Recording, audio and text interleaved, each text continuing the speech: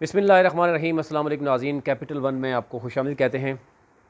इस वक्त आज़ाद जम्मू एंड कश्मीर जो सूरत हाल है वो काफ़ी क्लियर हो चुकी है, क्योंकि हम ये देख रहे हैं कि 6 जून 10 जून 2021 से जब से ऐलान हुआ है आज़ाद जम्मू एंड कश्मीर की इंतखाबात के बाद से हम देख रहे हैं कि सूरत हाल रोज़ाना की बुनियाद पर तब्दील होती रही और फाइनली जो वज़ीर-ए-आज़म आज़ाद कश्मीर की का मुंतखब होना, उसके बाद अब काबीना का सेट होना, उस पर बड़े सवाल उठ रहे हैं। आए रोज़ मुख्तलिफ़ तरह की जो है वो फ़ेक न्यूज़ भी गर्दिश कर रही। आज भी बहुत सी फ़ेक न्यूज़ गर्दिश करती रही हैं। बहुत से मैंने देखा कि आज़ाद जम्मू एंड कश्मीर और इवन पाकिस्तान और ओवरसीज़ जो कश्मीरी हैं उनकी फ़ेसबुक या ट्विटर पे उन्होंने एक काबीना का बाकायदा तौर पर जो है वो ज़िक्र भी किया। कुछ 10-12 बंदों के नाम लिखे हुए हैं, उनके वजारतें भी तकसीम कर दी हैं जो कि फ़ेक हैं। हमारी टीम ने जब काउंटर चेक किया तो इस तरह की कोई बात नहीं थी। इस वक्त 2-3 अहम इश्यूज़ पर आज़ाद जम्मू कश्मीर की हुकूमत जो है वो, क्योंकि आज 5 अगस्त का मामला था, इसलिए तमाम तर जो सूरत हाल थी वो सिर्फ़ जो है वो आज 5 अगस्त के मामले पे थी। तो कल से अगेन जो है, कल क्योंकि आखिरी वर्किंग डे होगा ऑफिशियल, उसके बाद ज़रा सैटरडे संडे है, तो हम देख रहे हैं कि चीज़ें काफ़ी जो है वो प्राइवेट सीटिंग भी होती हैं। लेकिन इस वक्त 3-4 बड़ी अहम चीज़ें हैं वो आपके सामने रखते हैं। नंबर 1 कि आज़ाद जम्मू एंड कश्मीर की काबीना 13वीं तरमीम के बाद क्या होगी, यानी इससे पहले फ़ारूक हैदर हों या चौधरी मजीद हों, उनकी जो काबीना और एक बहुत बड़ी काबीना थी, फिर मशीर थे, कोऑर्डिनेटर्स थे। 13वीं तरमीम के बाद क्या सूरत हाल हुई, और बहुत सी बातें हो रही हैं कि जनाब जो सीनियर मोस्ट मिनिस्टर का कोई किसी किस्म का इसमें जो है वो रोल नहीं है। लेकिन ये कल आप को जो लीगल एडवाइज़र्स हैं वो आपको बड़ी कम्प्रिहेंसिव इस पे जो है वो कैपिटल वन पे आपको पूरी डिटेल देंगे कि 13वीं तरमीम के बाद आज़ाद जम्मू एंड कश्मीर की काबीना क्या होगी और मज़ीद हुकूमत साजी के लिए कौन कौन सी तब्दीली जो है वो होगी। अब क्या ये 13वीं तरमीम रहेगी या ये मौजूदा हुकूमत उसको तब्दील करेगी, ये भी कुछ चीज़ें आपके सामने रखेंगे। उसके बाद एक और आज ख़बर चल रही है कि एक तो बैरिस्टर सुल्तान को सदर बनाने के हवाले से उनके बहुत से करीबी लोगों ने भी उन पर कहा, लेकिन कुछ ज़राए ये बता रहे हैं कि वो खामोश हैं और कुछ ज़राए बता रहे हैं कि वो बिल्कुल किसी तरह भी वो असम्बली छोड़ने के लिए तैयार नहीं है, और वो ये समझते हैं कि ये जो आज चौधरी मजीद ने भी जो गुफ्तगू की कि ये कंपनी चलने वाली नहीं है, तो बैरिस्टर सुल्तान भी शायद यही समझ रहे हैं कि ये कंपनी नहीं चलेगी, यानी इस तरीके से। और वो असम्बली बकौल उनके करीबी कोई दोस्त हैं वो बता रहे हैं कि बैरिस्टर सुल्तान ये समझते हैं कि यह सोची समझी साजिश है कि बैरिस्टर सुल्तान को असम्बली से निकाला जाए और उनको सदारत के ओहदे पे फायज़ कर दिया जाए, और उसके बाद 4-5 साल जो है वो वहाँ पर रहें, और ताकि असम्बली जब होंगे नहीं तो डेफिनेटली कोई इस तरह की बात सामने नहीं आएगी। लेकिन बैरिस्टर सुल्तान के कुछ चाहने वाले ये समझते हैं कि उनको असम्बली में रहना चाहिए और वेट करना चाहिए, और ये 6 माह हों या साल हों तो अदम एतमाद आ सकता है, और बैरिस्टर सुल्तान अगर उस वक्त असम्बली में मौजूद नहीं होंगे तो डेफिनेटली जो है वो उसका फ़ायदा वो नहीं उठा सकेंगे, क्योंकि ये मामला जो है वो जो चीज़ें चलेंगी आगे वो अजीबो-गरीब तरह की होंगी।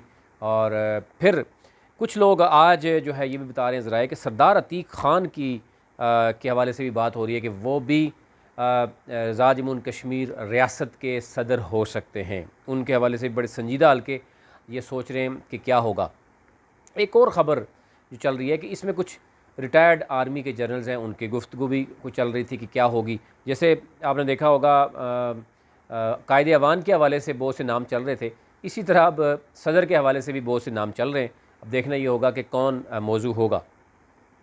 फिर उसके बाद ये भी कहा जा रहा है कि सदर उसको बनाने की कोशिश की है जो कश्मीर को आलमी सतह पर कश्मीर के मामले को ज़ाहिर एक बेस कैंप है आज़ाद जम्मू कश्मीर, इसको उजागर किया जा सके। और जैसे कि पहले सदर थे और अभी हैं, बल्कि उन्होंने जो उजागर किया वो आपके सामने ही है, जो कुछ उन्होंने उजागर किया तो वो ढकी छुपी किसी से बात नहीं, जो नया आएगा तो वो भी उसी तरह ही करेगा। एनी हो, आगे बात कर लेते हैं जी। आज कुछ बात हुई है कि जो सरदार अतीक साहब के साहबजादे हैं उस्मान अतीक ख़ान, उनके हवाले से बात हुई है कि जनाब उनको मशीर भी बनाया जा सकता है। अब ये एक ज़राए की ख़बर है। कुछ लोग 90% कहते हैं कि जनाब ये बिल्कुल फ़ेक ख़बर है, ऐसी कोई किसी किस्म की जो है वो नहीं है। लेकिन कुछ लोग कह रहे हैं कि इसमें सदाकत हो सकती है।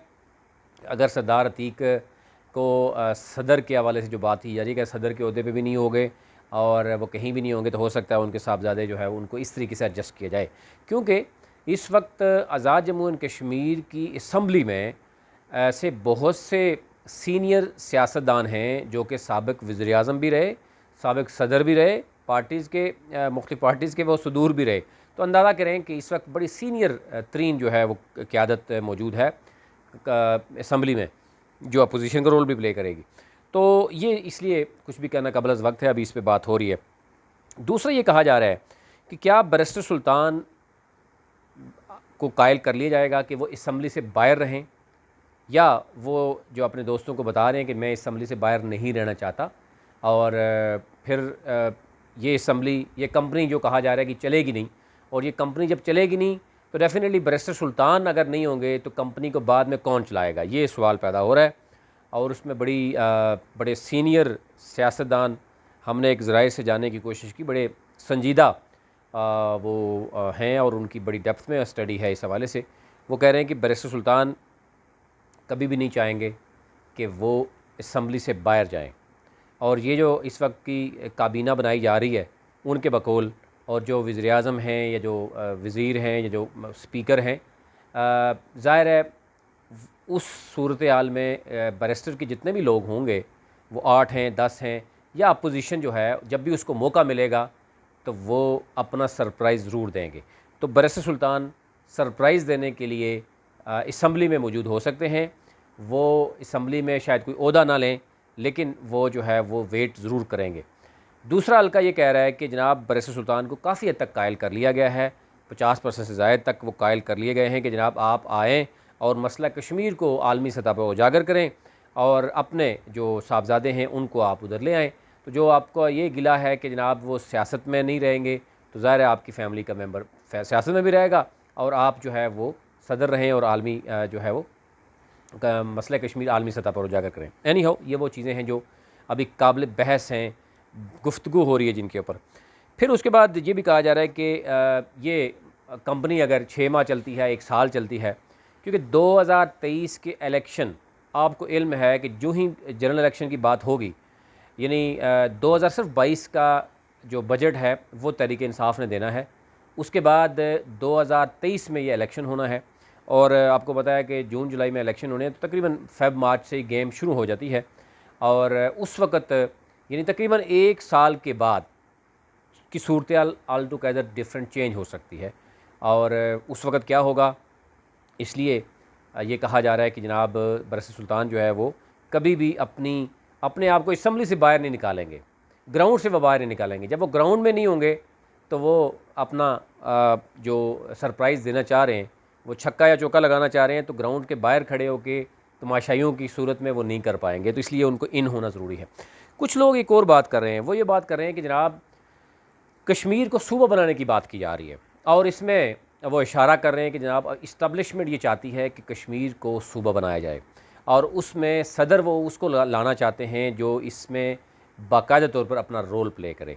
और इसमें वो कहा जा रहा है कि सरदार अतीक के जो हैं उनसे भी ये गुफ्तगू हो रही है, लेकिन वो नहीं मान रहे, बैरिस्टर सुल्तान भी नहीं मानेंगे। कोई भी सियासी जिसका पॉलिटिकल कैरियर यानी आज़ाद जम्मू कश्मीर के साथ जुड़ा हुआ है, वो शायद ये कभी भी ये नहीं करेगा। और कुछ लोग कह रहे हैं कि क्योंकि इस्टब्लिशमेंट चाहती है और तहरीक इंसाफ भी यही चाहती है, जब इस्टब्लिशमेंट ये चाहेगी तो डेफिनेटली तहरीक। लेकिन दूसरी तरफ आपने देखा होगा कि इमरान ख़ान ने बड़ा वाज़े जो है वो जलसे में कहा था कि जो लोग ये बात कर रहे हैं कि कश्मीर को कठपुतली वज़ीर-ए-आज़म ला कर एक सूबा बनाया जाएगा, उन्होंने कहा जी कि मुझे तो नहीं इल्म और मैं ऐसा नहीं करूँगा।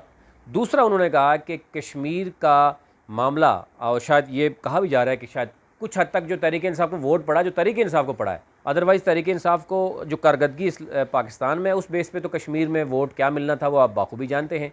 वहाँ पे बरादरी का वोट है, वहाँ पर तगड़े लोग हैं वो वोट देते थे।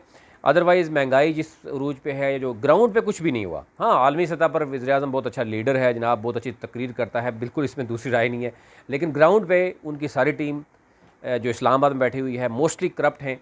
केसेस ये आप जो आज नवाज शरीफ की टीम के पर पड़े हुए हैं, यही केसेस आप देखेंगे उसके ऊपर पड़ेंगे, क्योंकि आज भी बाकी तमाम इदारों में वही सूरत हाल है। मतलब जो रेफरेंस पे जॉब्स मिलती हैं, करप्शन उसी तरह हो रही है। आज भी अगर आप देखें कि एक मेंबर नेशनल असम्बली को तहरीक इंसाफ के को नैब ने आज जो है वो बाकायदा उठाया है। आप अंदाज़ा कीजिए कि ये सूरत हाल है।